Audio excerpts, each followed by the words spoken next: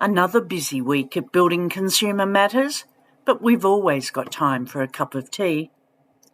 A lot has happened in Victoria since we last had a reading of the tea leaves. The Victorian Building Authority has been charged and will appear in the Magistrates Court with respect to a tragic WorkSafe issue. Coupled with the lightning-swift exit of the Premier, the Victorian Premier, Daniel Andrews, it has left the building industry bureaucrats breathless and exposed. The shape-shifting facts. The development of the Victorian Building Act 1993 obviously started in the 1990s. The regulator was called the Building Control Commission. I was not around or affected by bad building at this time, but I have been told that they were rough and ready and wild days. The first mutation was implemented in the early 2000s, and the Building Control Commission was rebranded, simply becoming the Building Commission, supposedly with a new name, new crew, new culture, and a new CEO. Well, that didn't go so well, as nothing had improved or changed. Two separate and independent investigations were held, one by the Victorian Ombudsman and the other by the Victorian Auditor General. They both exposed serial corruption across all areas of the operation, crooked processes and bullying behaviour. The existing CEO was out the door to spend more time with his family, and so was his replacement, who didn't last long and departed also. There was uproar. The details of the two investigations were laid at the feet of the Baillieu government. In a light bulb moment, they morphed the regulator again, this time to be known as the Victorian Building Authority, promising an attitude adjustment with, you got it, a new name, new crew, new culture, and a new CEO.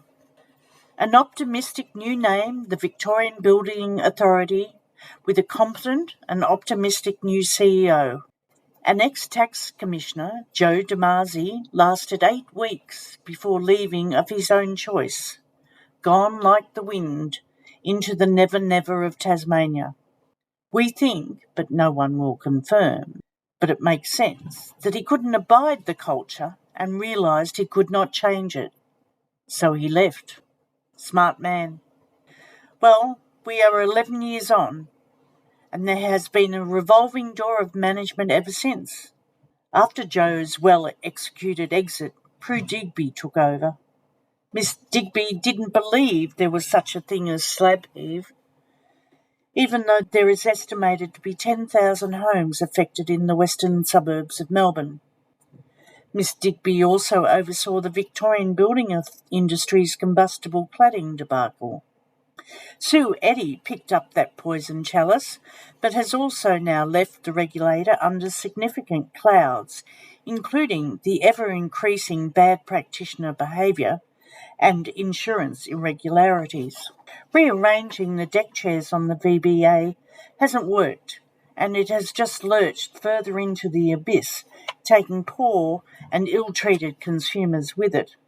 Just 3 months ago, a new CEO, Anna Cronin, was installed at the Titanic, where she has a 2-year contract. Now there's a hint. So come on, what's in the tea leaves? You've got it, the old switcheroo.